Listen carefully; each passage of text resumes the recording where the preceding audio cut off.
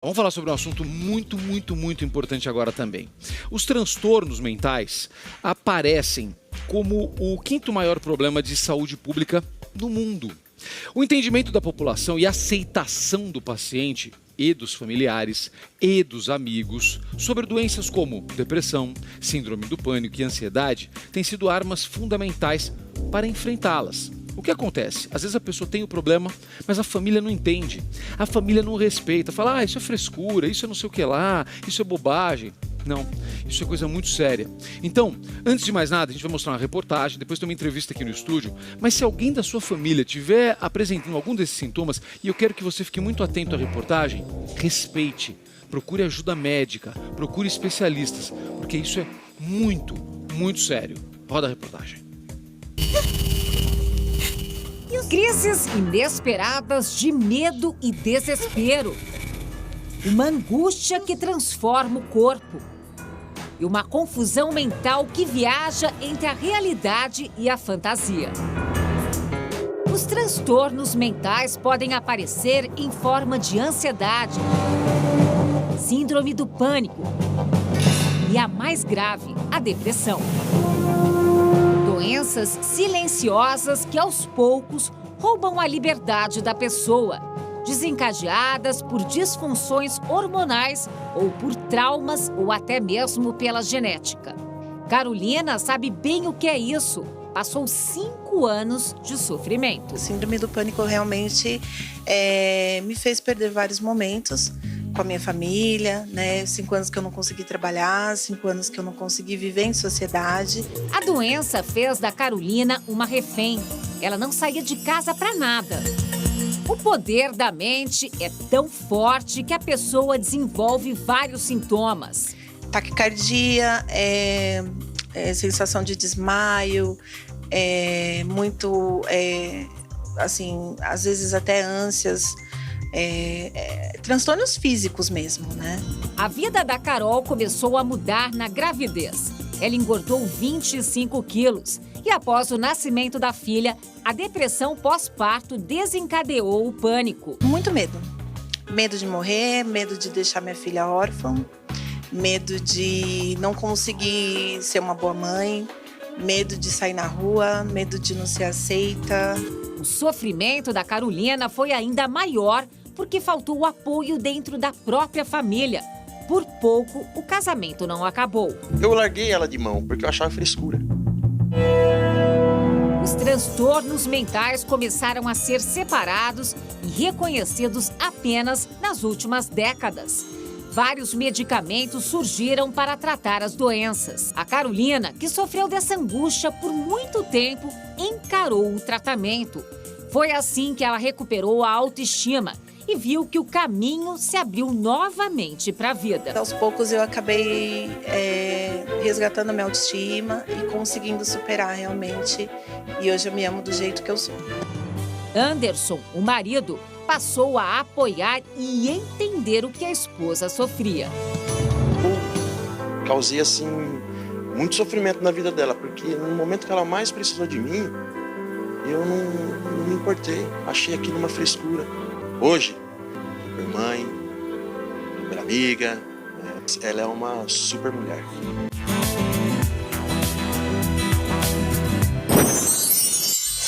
Olha, eu não tinha visto essa reportagem, eu falei sobre isso antes da reportagem ser exibida, porque é exatamente isso, é a postura desse marido. A gente precisa saber entender quando isso acontece na nossa família, no nosso ambiente de trabalho, com os nossos amigos, com os nossos colegas de escola. Isso é fundamental, tem que respeitar.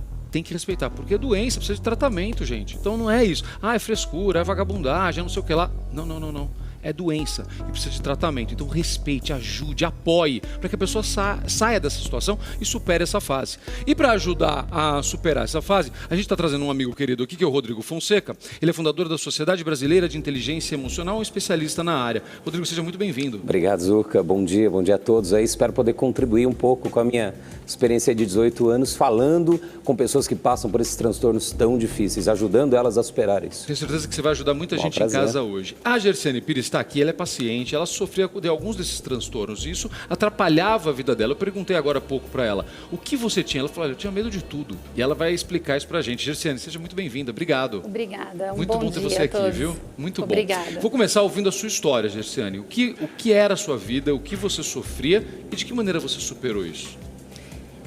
Eu tenho a consciência hoje de que eu desenvolvi a depressão desde a infância.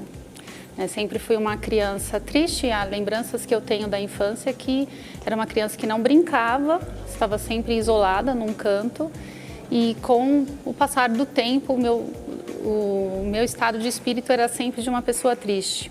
Me casei aos 19 anos com uma pessoa que eu amo muito, tenho 2 filhos hoje. Era muito amada pela família, por amigos, me sentia uma pessoa muito amada, mas eu mesma não me amava. Não encontrava motivos para ser feliz, né? Até quando eu realmente me senti no fundo do poço, numa depressão profunda. Quantos anos você tinha? Quando eu tomei a consciência de que tinha depressão, aos 15 anos, pela primeira vez, quando eu tive vontade de morrer. Não me sentia feliz e já não suportava mais aquele sentimento de infelicidade. E mesmo assim, busquei alguma ajuda médica. Nessa época fui introduzida ao Lexotan, remédios de faixa preta. Não tive nenhum resultado, nenhuma melhora. Abandonava os tratamentos. Posteriormente, depois de casada, eu também desenvolvi uma depressão pós-parto. Busquei ajuda com medicamentos, mas sempre abandonava porque os efeitos colaterais dos remédios me incomodavam. Eu não me sentia melhor e não tinha paciência com aqueles tratamentos. E empurrava aquele problema, aqueles sintomas com a barriga. Buscava não me entregar à depressão, de deixar de fazer as coisas, mas eu estava sempre triste. Tinha pessoas ao meu lado me acolhendo, felizes, te abraçando, cuidando de você, mas nunca era suficiente. Não era o suficiente. E como é que você deu a volta por cima? Quando eu cheguei ao conhecimento da inteligência emocional. Em 2015, em julho de 2015. Nossa, super recente. Recente. Faz nem um ano. Exatamente. Tua vida mudou? Mudou. Vamos entender então o que é essa inteligência emocional. Vamos lá, Rodrigo, explica pra gente. Até pra gente explicar para as pessoas, quando a pessoa sofre desse tipo de problema, ela procura psiquiatra, ela procura psicólogo e há tratamentos fundamentais para que a pessoa saia dessa situação. Então, hoje temos medicamentos maravilhosos que ajudam a pessoa a superar isso e a passar por isso. Eu estava conversando com o Rodrigo aqui e ele falava, olha, o que a gente defende não é que não se use os medicamentos, muito pelo contrário, que os medicamentos estão aí para salvar vidas muitas vezes. Na maioria das vezes eles estão aí com essa função. A questão é como você resolver a causa. E aí, ou seja, você faz uma combinação de fatores, né? A utilização dos medicamentos quando eles são necessários, há um tratamento que permita a pessoa descobrir as causas e aí depois não precisar mais dos medicamentos. Exatamente. É isso? Essa só para a gente Zucca, entender. Exatamente. A inteligência emocional, ela nada mais é do que a habilidade de lidar melhor, de gerenciar as nossas emoções e do outro. E aí ela surge de que maneira, Zucca? Para apoiar esses tratamentos com medicamentos, que são importantes, são fundamentais, mas o medicamento ele trata o sintoma físico que dá o medo, da tristeza profunda, da angústia, choro excessivo, só que ele nunca trata a causa que é emocional. Que causa emocional? São experiências emocionais traumatizantes que vão sendo somatizadas com o passar do tempo, não vão sendo trabalhadas, processadas, porque eu falo que as pessoas nunca pararam para aprender a lidar com as suas emoções. Medo, tristeza, raiva, alegria, angústia, raiva, ódio, amor. Como lidar com tudo isso?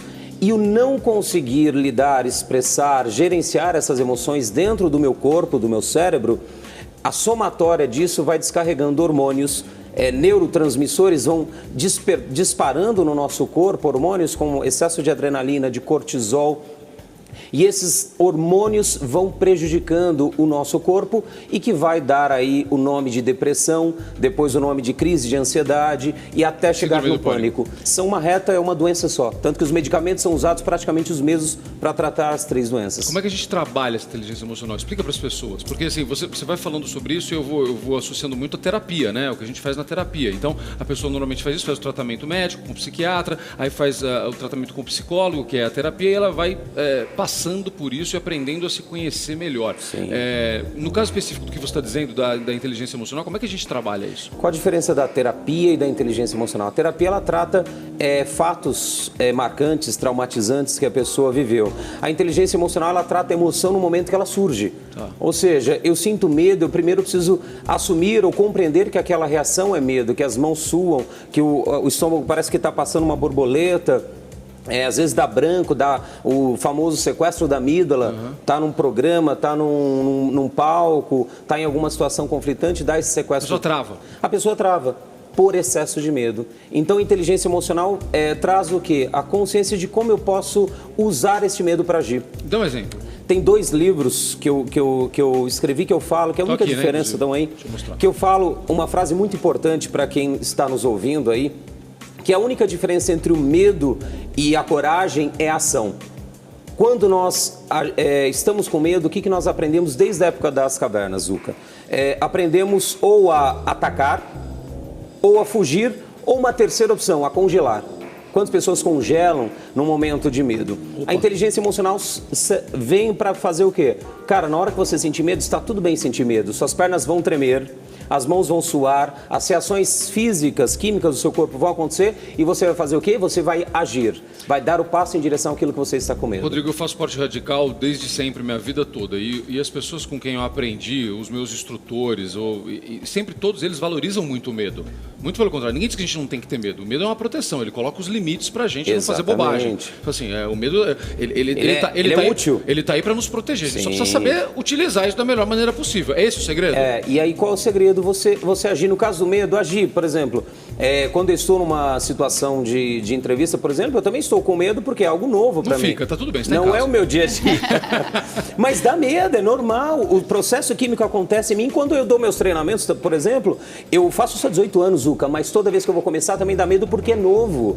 O novo nos traz medo. Então eu ajo. Então a inteligência emocional, no caso de medo, vai lá, sentir o medo, age. No caso da raiva, nós aprendemos a engolir a raiva. Então fica aqui a dica, que o excesso de raiva, de mágoa, leva à depressão também. Tem uma dica de respiração que é muito importante, não tem? Tem. Dá pra gente dar pra pessoa? Como é que é? Vou falar agora. Fala que eu gosto disso. Só concluir essa questão da raiva, é a pessoa ter um momento onde ela possa expressar essa raiva, gritar mesmo. Até num caso extremo de raiva, ter a oportunidade de expressar essa raiva com as mãos, socar. Fisicamente, né? Fisicamente, gritar não tem nada de errado Pega nisso. daqueles bonecos, o Bob, dá umas porradas no Bob lá, né? Vai Então, lá entra no carro e grita, entra no banheiro e grita. Xinga, fala o que você quer, porque todo mundo passa por isso, Zuca. Todo mundo passa. Então, uma dica também de respiração. A respiração, ela é o controle das emoções. Tá. Então, quando eu tô com medo ou com raiva, a respiração, ela fica o quê?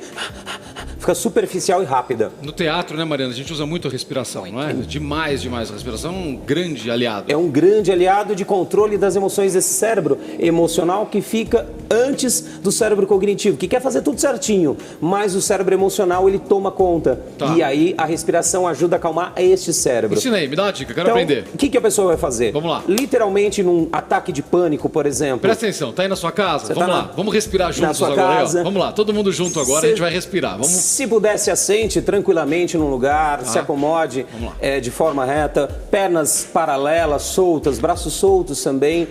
De preferência, feche os olhos. Se isso te incomodar, ok, você pode abrir, se isso traz mais medo, mais pânico, mas feche os olhos e aí você respira contando de 1 até 3 ou 5, de acordo com a sua capacidade. E é importante que essa respiração vá até o abdômen. Pelo nariz mesmo? Pelo nariz e solta pelo nariz ou pela boca. Bem devagar. Puxa o ar pelo nariz. Leva a respiração para o abdômen. Solta pela boca. Puxa mais uma vez o ar pelo nariz.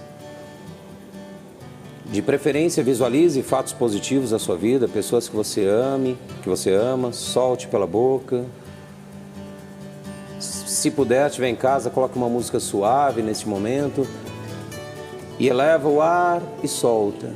Por 2 minutos, 3 no máximo, a pessoa ficará neste movimento de respiração diafragmática ou abdominal, levando a consciência do ar para baixo, dando base, sustentação para o cérebro emocional que está com medo, que está ansioso, que está deprimido, que está sem base. Então, puxa o ar pelo nariz, solte pela boca. 2, 3 minutos no máximo, Zucca, é o suficiente para acalmar a mente, para acalmar este cérebro emocional, que é o mais importante que nós estamos falando.